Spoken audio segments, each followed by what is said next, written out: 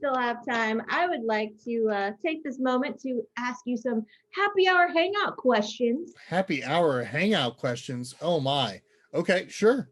I'm gonna take this wig off because I cannot stand it anymore. Yes, you It is totally so can. hot in this thing. So, ah, Okay, so and I'm that, gonna take off. This is the after game happy hour part. They're not super difficult. They're just okay, little bits to get to know everyone that okay, I have on okay, here because for folks at home that are streaming, I do this every Wednesday. And the final Wednesdays of the month, I like to incorporate some of my gaming friends to come play with me. So hmm Chris has graciously joined me for this first one. And I'm hoping in the future I can get more of my friends to come join me on the final Wednesdays. And so when I do this, I like to ask them a couple of fun questions just to get to know who is the charity board gamer. some random guy. Who knows? Question number one, Chris. Okay, What is your okay. happy hour drink of choice? I think I might know this because we kind of talked about it a little bit. I mean, I did talk about the seltzer water. I do like the root beer seltzer water. If we're talking about an alcoholic beverage of choice, It does not have to be alcoholic. It could be the seltzer water. I mean, Totally seltzer water's pretty good. I do like the old glass bottle Pepsis made with real sugar, which are valid. always Ooh, nice. nice. But I don't do that as much because I got to work on this figure at some point. And then the drink of choice for alcohol, I like a nice bottle of wine. So Okay. I'll go for like a Cabernet Sauvignon, or I'll go for a Claret. Coppola series is my favorite, just because it's a nice full-bodied wine. It's good to cook with, Hmm. and it's good to drink. So yeah, that's kind of my thing. So If you ever come to visit the Northwest, because you are on the East Coast, is that right? yeah, I'm on the East Coast. Ooh, I just remembered. Favorite drink of all time: root beer float. There, Ooh, yeah, that's nice. root beer float. Okay, yep. Awesome. Okay. Yeah. If you ever come to the Northwest, we'll have to go wine tasting. We have a Okay, lot of fun, fun places that have a lot of good, bold red wines. Um, nice. they're very, very delightful. And it's funny because I'm actually downstairs in like what we consider our studio slash wine cellar. Mm-hmm. So I've actually got a nice display of wine next to me currently. Yeah. Okay, question two. What is your player color of choice? Whatever I get left with, because my kids always get to pick first. That's really what it comes down to. So Okay. I am the player that usually ends up with yellow. I usually end up with pink. I don't really get a choice, but if I had a choice for a color, I'd like the little black pawn, or meeple, or blue. But usually my one child, my daughter, will go for blue. My one son, he loves purple, and my other son really enjoys green. So I always try to let them pick their colors first. Okay. So yeah. That's fair. That's fair. Favorite game theme. Oh gosh, I'm still learning games. I mean, there's so many things to learn. I do enjoy a good social deduction, mainly for the fact that it kind of makes you try to analyze the people that you're around. Okay. And so I do like Werewolf a lot. I do enjoy a good cooperative game, because I think cooperative games for a family make things a lot easier to get along, because you're not competing with each other. There's nobody Okay. really being upset with each other. When you have two boys who are close in age and they butt heads about Legos and stuff, to get them to Mm. work together on something is a nice feeling. So yeah. Do you enjoy like dinosaur themes or like fantasy or like Okay. Cthulhu kind of stuff? Dinosaurs are fun. Superheroes. We're really into superheroes. We're about to do. We've got Marvel Champions coming from Fantasy Flight. We're gonna be doing a review on that. We're doing actually a series soon where we're gonna go through a bunch of Marvel cooperative based games, and we're gonna kind of rank them, which ones we like as a family a little bit more. So each member of the family, all five of us, we've got Abigail, she's a teenager, Daniel, he's 12, and Elijah's 9, and then my wife. We're all just going to kind of look at the games. We're going to look at Marvel Legendary, 5 Minute Marvel, Marvel United, Marvel Villainous. I know that's not cooperative, that's competitive, but still, it came Yeah. out around the same time as Marvel United.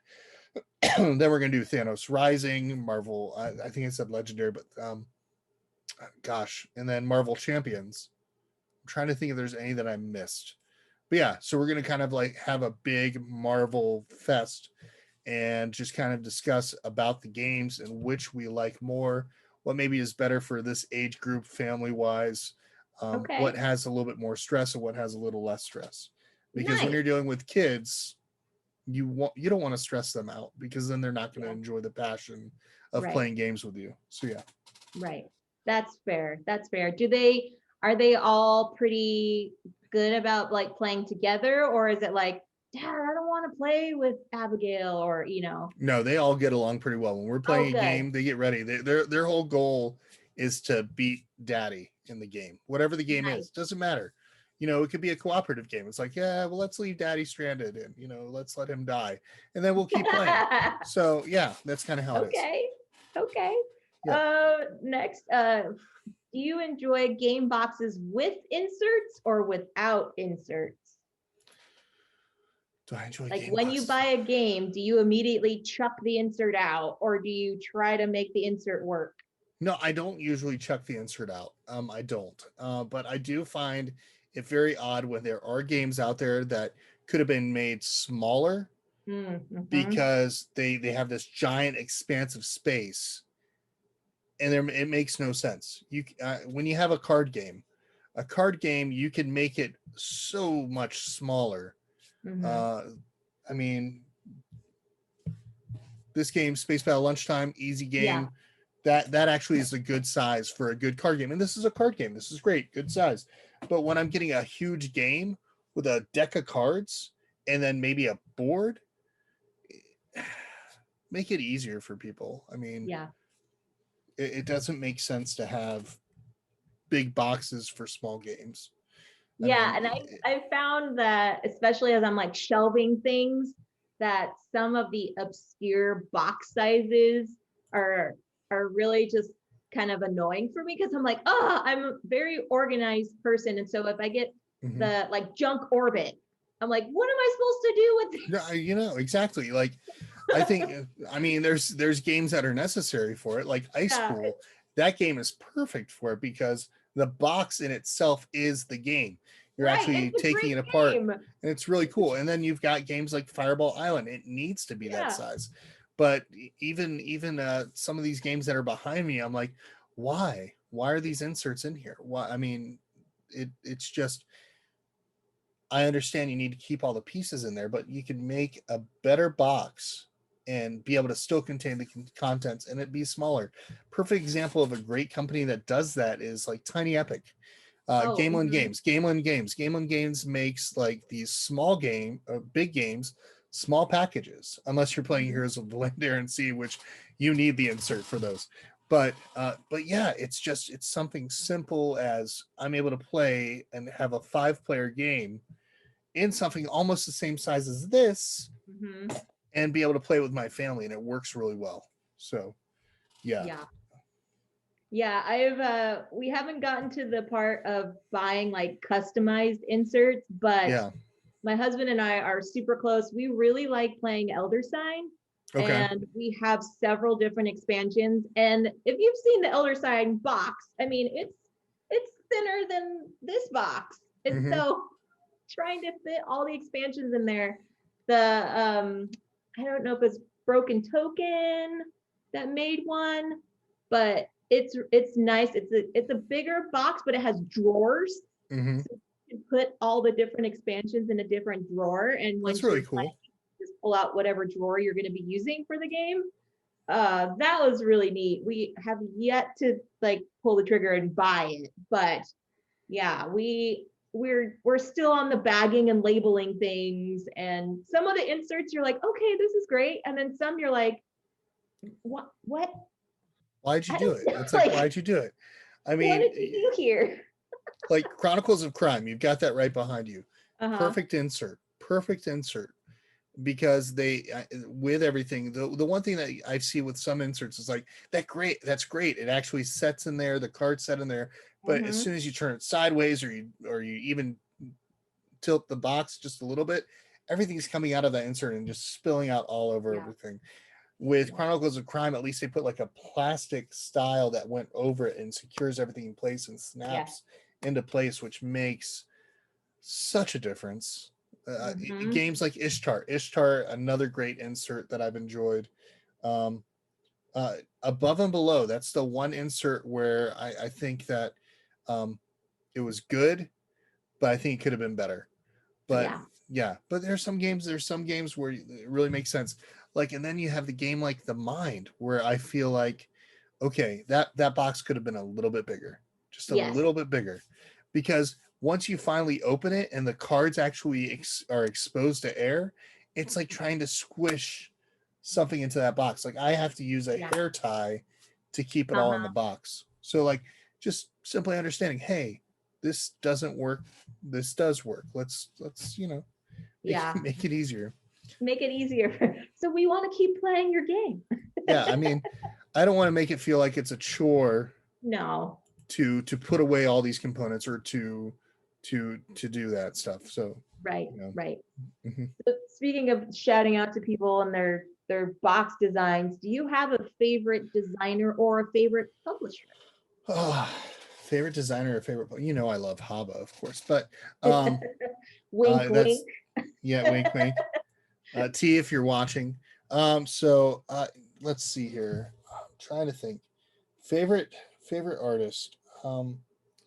Or favorite designer. I don't exactly have like a favorite designer because I just play the games and I play it like any like a family would, where I Okay. don't pay maybe as much attention to the artwork and maybe not as much attention to who did it, because if Okay. somebody says, "Oh, Bruno Cathala did it," I'll be like, "Oh, okay, so Yeah. does that mean it's good?" Because there's games that you could say Rob Davio, and you know that Rob Davio's got a lot of great games that he has under his belt, but he also has bad games too, Yeah. just like Reiner Knizia. I mean, there are games that people like and there's games that people don't like. So if you tell me a particular designer, they might have had a bunch of bad games come before, and then they might have like this gem and you don't know.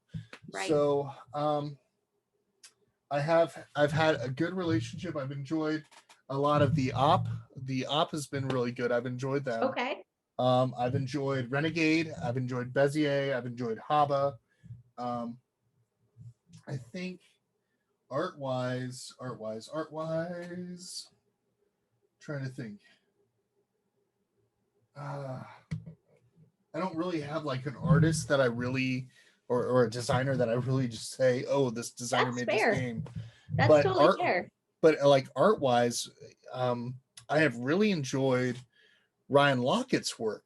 So Mm. yeah, maybe Ryan Lockett's designs, because his has really neat storytelling, beautiful artwork. The only thing that I wish that these games were able to play 5 players instead of 4, because when you Oh. have a family of 5, like there's games like what Jamie Stegmaier does, where a lot of them are 1 to 5 with an automa for the solo player, and then it can go up to 5 players, which is great Hmm. because like games like Wingspan, we can all sit around the table and enjoy it.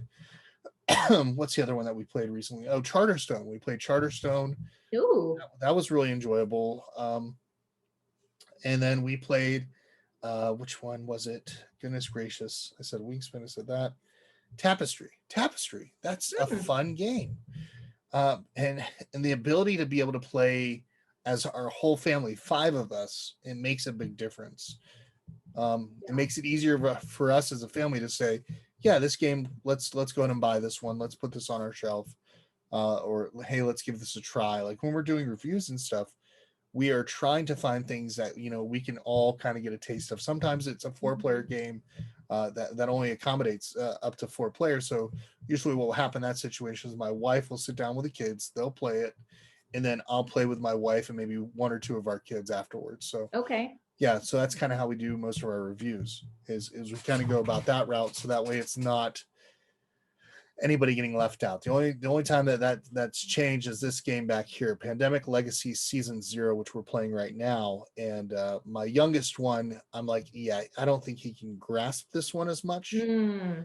So he gets free screen time. So he's like playing video games and stuff while we play the campaign. That's okay, Dad. Just let me do some Minecraft. It's Yeah, fine. he doesn't mind at all. Oh, seriously, Minecraft, Mario, something, whatever he wants at the time. That's So, awesome. Yeah, and I never thought about that, Chris, in terms of like player count, but it's true for like games that I play because the majority of the time it's just my husband and I, and there's rarely games that we buy that are only good two player and not good multiplayer or vice versa. Like we yeah, try to have that so that there is some sort of variation that you can play the good two player version of it, but then you can yeah. also expand it to, 4 to 6 players.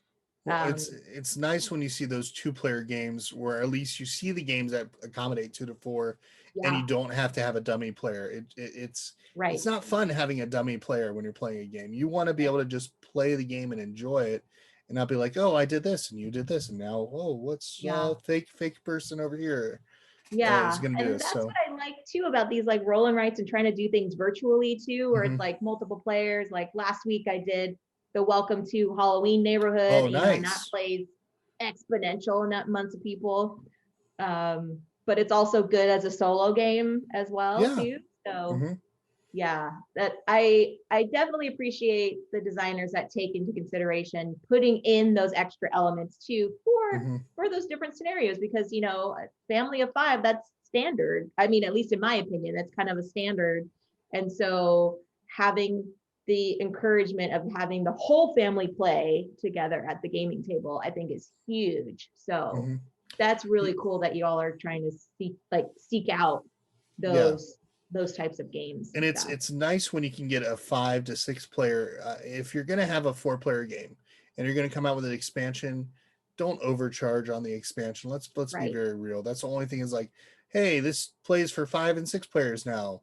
Yeah. There's not much else added in components, but guess what? We're going to charge you $40 for it. And I'm like, Right. no, that's that a family of 5 on average is looking for a game that's in the $30 to $40 price range. When you add Mm-hmm. another $30 $40 to their enjoyment, it makes it a little bit sour for a family. Yeah. Yeah. I mean, I can give you an example. I mean, there's a lot of great games here, but if you told me that it only plays 4 and it's like $60 to $80, I'm going to be like, where you tell me, hey, there's a 5 player game plays, or like Exploding Kittens. It's a silly, ridiculous game, but my kids love it. So, I mean, for $20, I can have some fun and play some cards and Yeah. get blown up a lot. Sure, why not? Yeah. That's what it is. Yeah. I like that. All right. Next, have you met someone in the industry, the gaming industry, that has left you starstruck? If You know what? so, share a story. No, I don't get. I guess for me, I don't get starstruck. Okay. Um, I do enjoy just the interactions that I have with people. But the way I look at it is people are people. They're people. They're just. I mean, there's nothing. I mean, I think the only time I would ever freak out is if I ever met Sarah Michelle Gellar, because Okay. I was a big Buffy the Vampire Slayer fan. Nice. Yeah. So, but as for like meeting somebody in the board game industry, no, I don't really see it like that.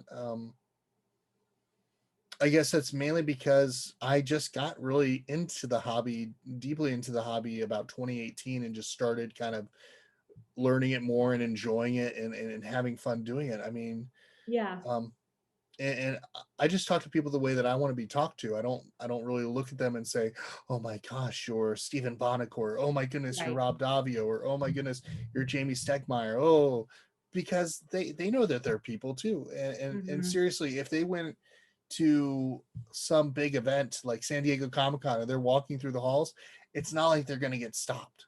Yeah. I mean, it's like maybe in the board game industry, yes, we'll know these people and be like, oh, hey, Mm-hmm. you're Jamie Steckmeyer. It's nice to meet you or talk to you. Or, but really, it's not like that in our industry. And what's nice about our industry too is you could seriously go up to a table, sit down, and they may just actually join you at the table and play a game. Mm-hmm.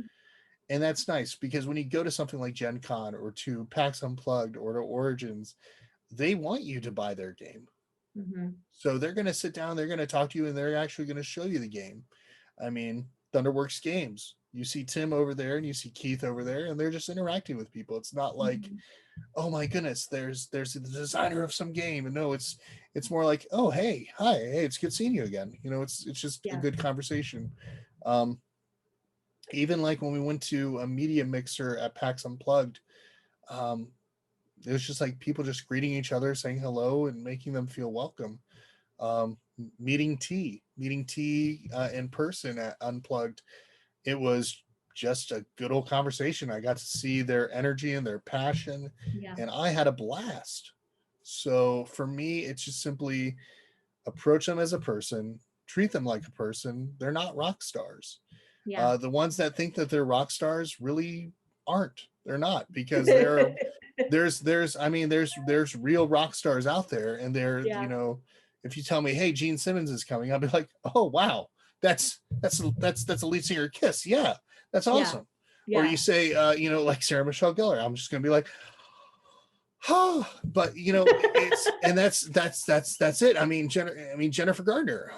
I was a big fan of Alias too. It was a great Mhm. show. Um, you say J.J. Abrams, I'd be like, after Star Wars. But no, but that's what it is. Yeah. I think that sometimes we put these people as idols way, way above like us, because we we're not less. It's just that we haven't gone that route of being a designer or a publisher, Yeah. and done those things. They've been in our shoes as content creators and things of that nature, and they said, hey, I want to take the time to do something with the talents that I have and see if I can make it. And some of them make it, some of them don't, some of them become big. Yeah. And when they become big, it's great. You'll see, uh, like like when they do their podcast or they do their live presentations, they've got crazy, ridiculous numbers because people are excited about what they're coming out with because they've enjoyed the games before. But you got to think about it. Jamie Stegmaier started out with what, Euphoria, Mm. and that wasn't. I don't think that was very big. But Mhm. then you had um, Viticulture, which did really well, Right. and then he started coming up with strategies and reaching things. But what's nice too is about our community is that there's not really competition here in the US. Now there might be competition outside the US when it comes to board games, but the way that it is, we can all go to a convention and you'll see publishers talking to other publishers, having a Mhm. good time. It's not like, oh, I'm the op and you're Spin Master, I can't hang out Right. with you because that's Right. just wrong. No, it's more like, hey, how have you been? Man, we got this game. Hey, let's talk about a collab later. Look at what AEG and the op is doing right now. They're doing a smash up Marvel version. Yeah. Or you've got Steve Jackson Games in the op. Like, you'll see a lot of collaboration happening. Simon or Come On or Cool Mini or Not or whatever they want to call themselves now, um, hanging out with Spin Master, making a miniature game for families with Marvel United. It works out really well. So it's there's no celebrity really. It's more community, and I think that's the one thing that if you go to a convention, just have fun, make it like a community experience. It Yeah, makes a big that's difference. a really good point because when I first experienced like full blown on industry was last year's Gen Con with Haba. And being T's shadow, I got to just meet so many people in the industry. And it was like, oh hey, there's Tom Vassell. Oh hey, there's Mandy Hutchinson. Oh, Yeah, oh hey, there's Danny Devine. And I'm like, what in the what? And like, it's just I just didn't comprehend it until afterwards that I was like, oh my gosh, this person designed one of my favorite games. Or yeah, I sat down and I got to play some like prototype game with Elizabeth Hargrave at a meetup. And I was there with the actual designer of the prototype, and she was one of the players, and it was me as this third player. And I was like, in my mind, I'm like, oh my gosh, this is Elizabeth Hargrave. But she was really nice, really down to earth, and just totally for it. So yeah. Elizabeth yeah, Hargrave started out. She became known with Wingspan. She also did Tussie Mussy, and she also did Mariposas. If you yeah, haven't noticed, there's like a nice nature theme that yeah, comes to a lot of her games. You've got birds and flowers and butterflies. yeah, Very cool.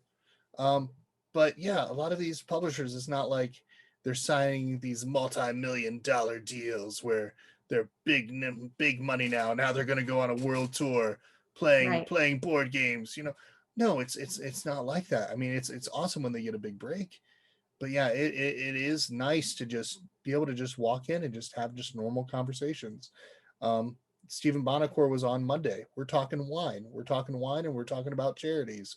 And then like we've had Mandy on from Dice Tower, but it's Mm-hmm. been good conversations. But I also have enjoyed the conversations talking with the people that actually work for the charities, like Mallory Casperson or Capperson. Forgive me if I say it wrong, Mallory.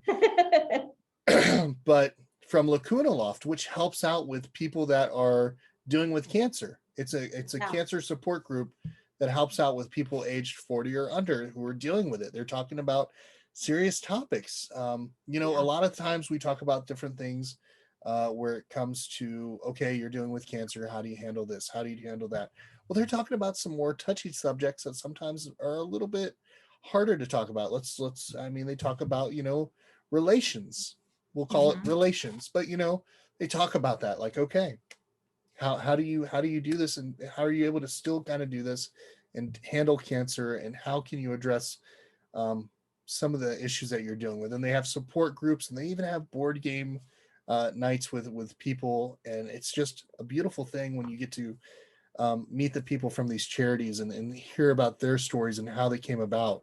Um, and it's a beautiful thing. I mean, we have an amazing charity called the Jack Vassell Memorial Fund that was started by Tom Vassell of the Dice Tower and a bunch of people in the board game community, where he lost his son after 2 months, and and because of it, you know, the board game community came together. They showered with him and his family with love, and then because of it, he took that same love and generosity that was given to him, and he's giving it back to the community, who are dealing with hardships and dealing with issues. Mm-hmm. Um, it's to me, the charity side of things, are getting to know the people that are running those things. Those are the people that I'm excited the most about talking to. Because at a convention, I'm just wanting to sit down and play games with people. That's what I want to do. Yeah. So, yep. And speaking of things about the industry, what's one thing that you hope to see grow or improve within the industry? Grow or improve in the industry. Trying to think. I think, gosh, that's a hard subject. I think some things that I've seen from this virtual side of things, we've seen Spiel Mm-hmm. and we've seen Gen Con. We've seen the differences between what two of the better conventions or two of the biggest conventions can do virtually. We need to see better actions in the virtual sphere, I feel a little bit. Um, and to make it easier and more user friendly. I think I'd love to see a way for people that are not able to go to the conventions to pay maybe, you know, a smaller amount of money and Mm. be able to still get that virtual experience, because it's nice to teach somebody a full game and then say, hey, go to the store, go ahead and purchase a copy afterwards. I think that's a great mechanic, or a great use of our time when we can't physically meet at a place. And I think for somebody, I mean, we had Gen Con, and there was a person all the way from Mexico who would normally never be able to go to Gen Con. They couldn't afford the trip. They even said it.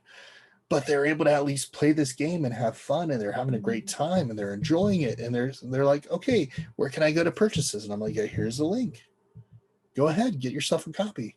Yeah. Um, you know, it's a nice thing, because yeah, for most companies, they're able to travel, but you think about a family that you know, hey, they get maybe 1 or 2 weeks of vacation, and they have to think about, okay, which convention are we going to go to, because all the rest we can't go to. And then they have a Saturday where they can actually sit down, maybe play some of the games virtually and be able to enjoy them as well and get a taste of it. I think that's a Mhm. great feeling when you can get a taste of what a game is and know that it's going to be worth the money you're going to put out, because there's some duds. People do Kickstarters all the time, and you back a Kickstarter that looks really good, and then when it comes to your table and you're playing it, you're like, this is the biggest piece of crap I've ever seen. So if you get a taste of it, if you get to try it out ahead of time, Yeah. before it even goes and hits Kickstarter live, Like it's Tabletopia version, but still you get to enjoy it. Like I loved Embarcadero. I got to try that out with Renegade Games at Gen Con. I got to go and do that on one of the media days, and so I got to try that out. I loved it. I thought it was great.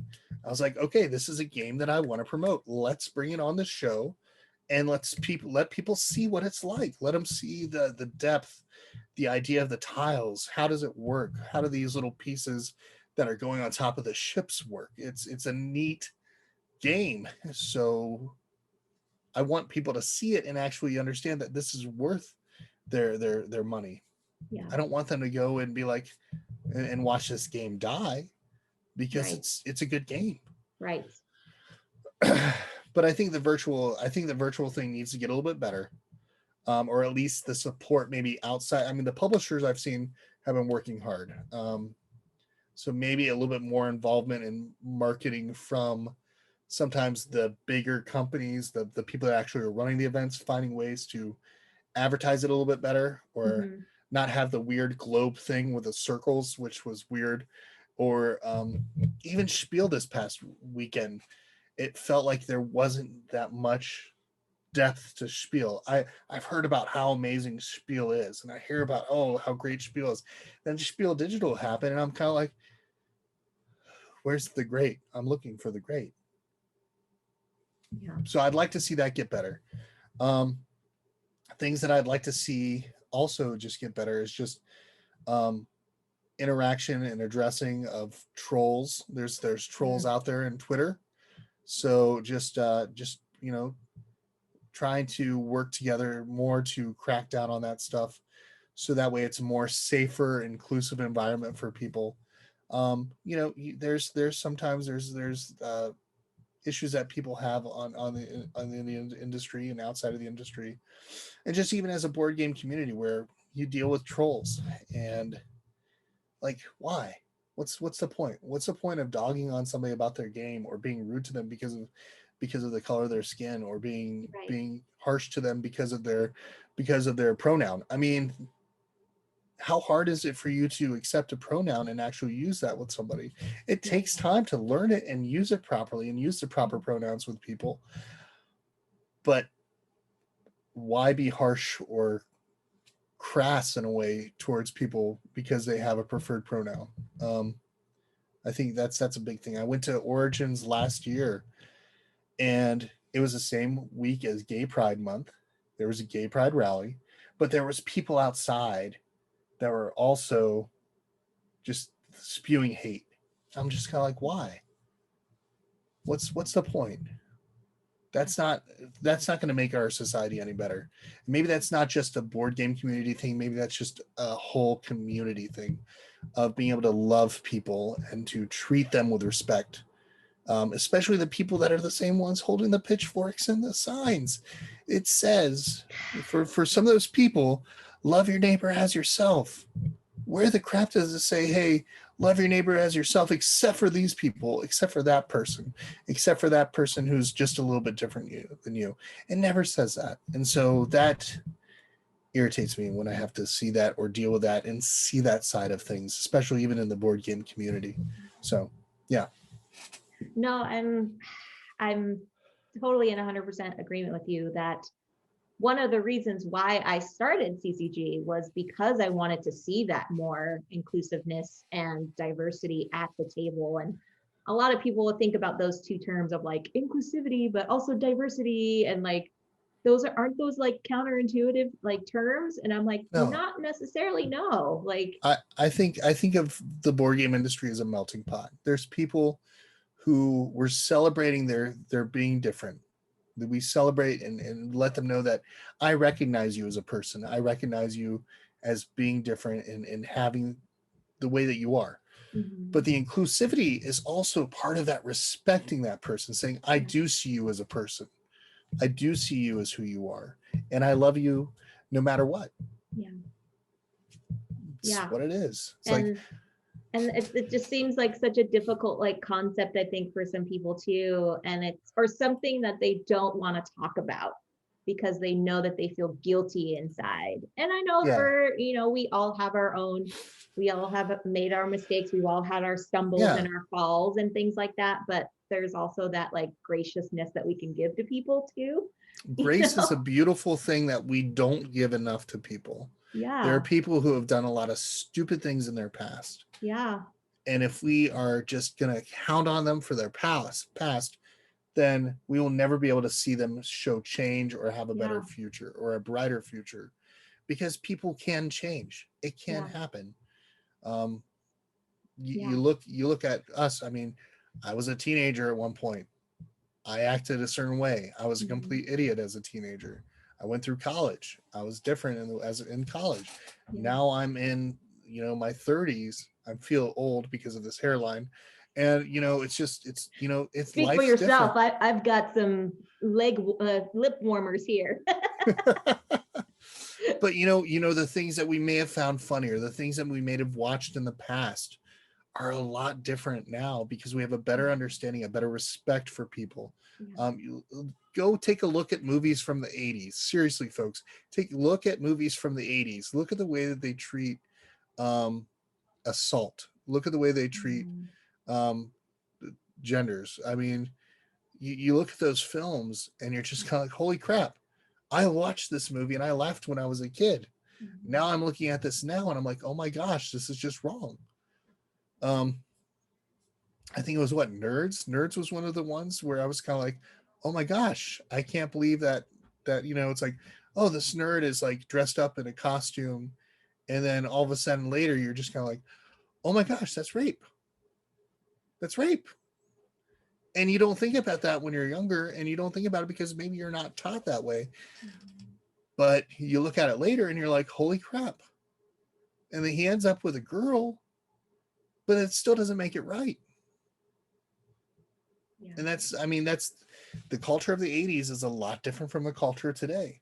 There's a lot of stuff that we're still learning. And we're still having to deal with a lot of issues that should have been fixed even back in the 1960s. Right. Yeah. So. Should have been fixed a long time ago. And yet we are still here. But one thing that I do know is that there is a growth that's happening in the industry. I think you have to bring that up. It's not terrible and gatekeeping, even though that is still happening to this day. There are people that are pushing back and trying to make a difference in the industry. So I do have to say that I am glad in seeing the improvements that have been made. Yes, they are slow. Yes, they still happen. I mean, I've gotten trolled too, and I barely have, I have less than 500 followers on Instagram, and yet I still get trolled. And so it's a never ending cycle, but yet how we approach it is going to make the bigger difference, right? Yeah. And I mean, I'll be very honest, I don't really get trolled, but I'm also a white cis male who, I'm very much me, whereas you're female, and people troll just because of your gender. Yeah. People troll because of people's sexual preference. People troll because of the color of their skin. Yeah. And it's a sad thing. It's a sad thing.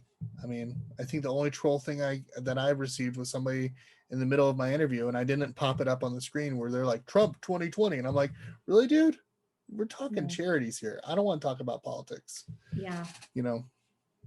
So yeah, but I'm really thankful for you and for what you're doing, and for those that are, making a difference. And I want to highlight those voices too.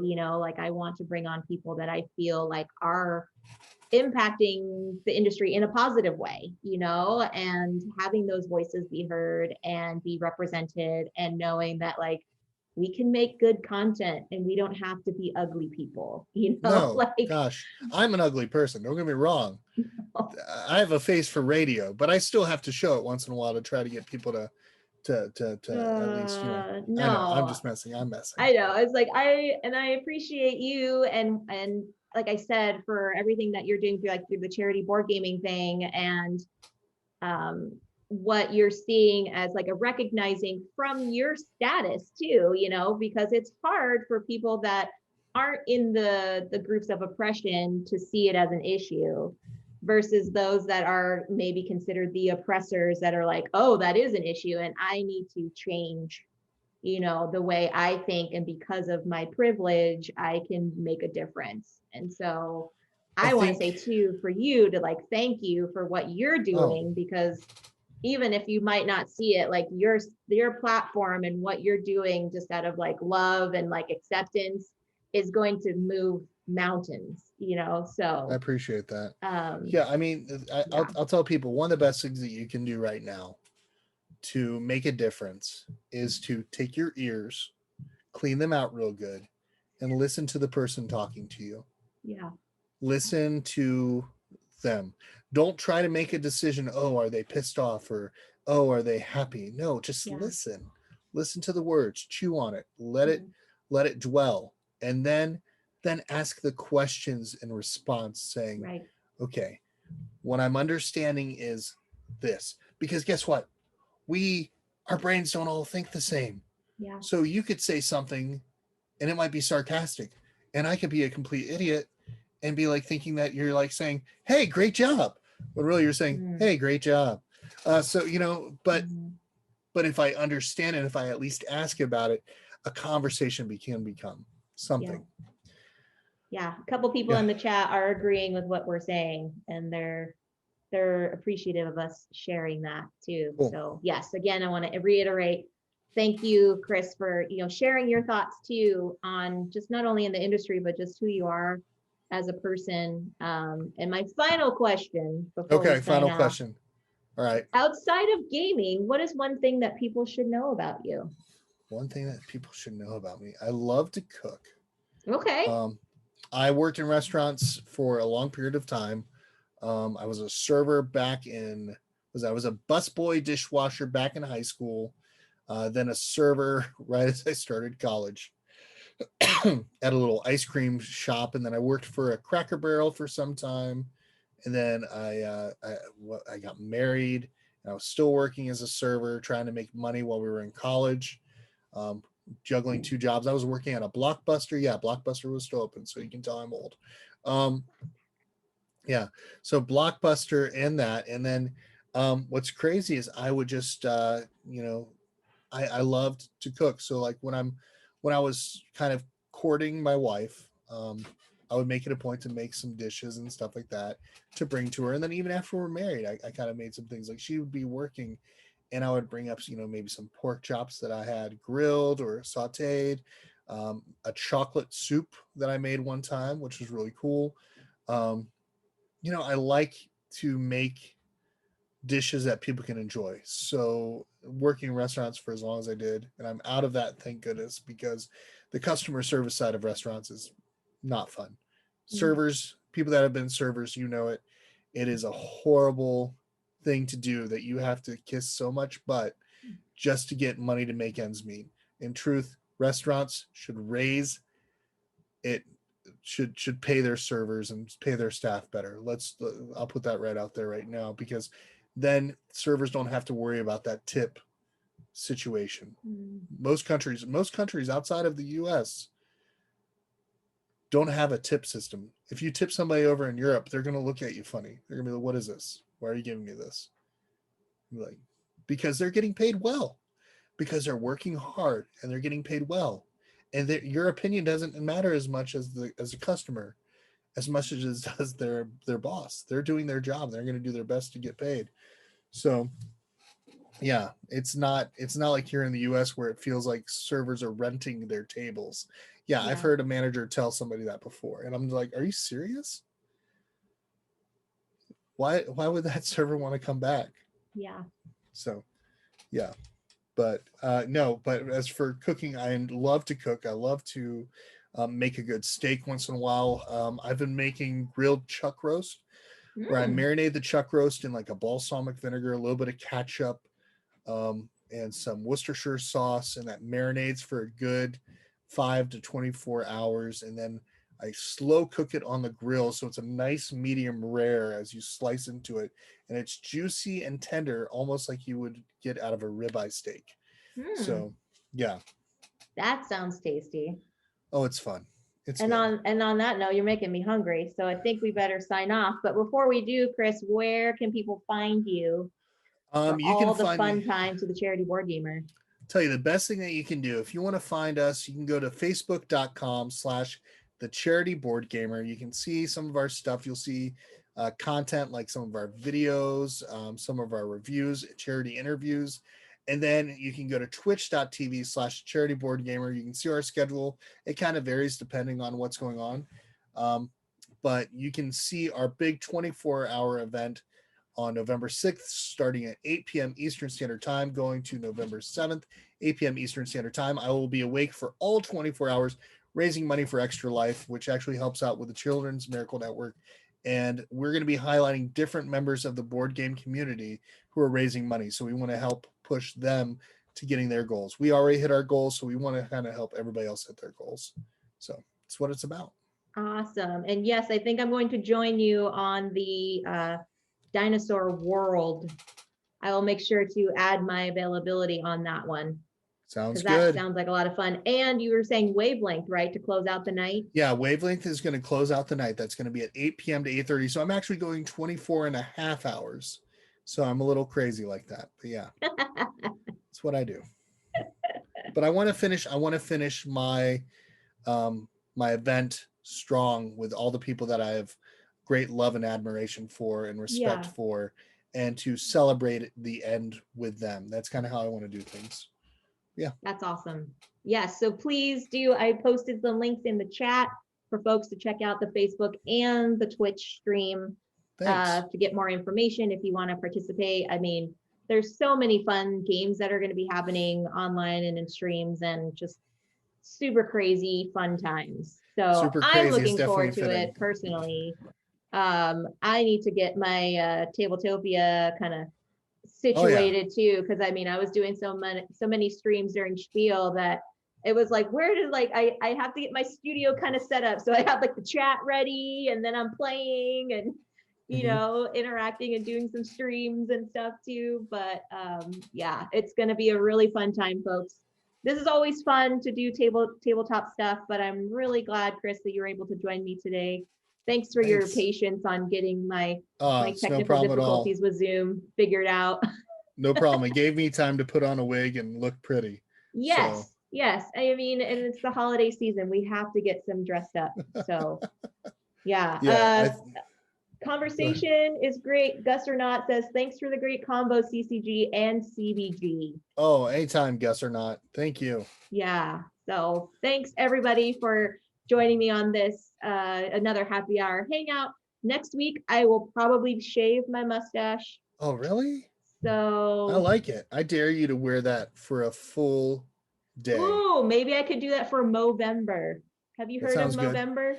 Oh yeah, No Shave November. Yeah, where it's a prostate awareness thing it's for men to get checked for cancer. So yeah, it's great. Yeah, I have to see. These are more of like the one-time use. So I have a pack of different ones. So that might be fun actually.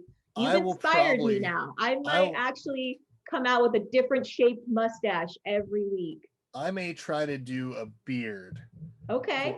And then have this bald, because this is just, I mean, it's depressing. So it's like, I always joke with my kids. I said, so then you were born, and then you were born, and then slowly you were the born, receding hairline. It just keeps going. So yeah, that's kind of how I. That's awesome. Well, all right, folks, I'm going to sign off. I'm going to grab some food. Chris got me hungry for steak now.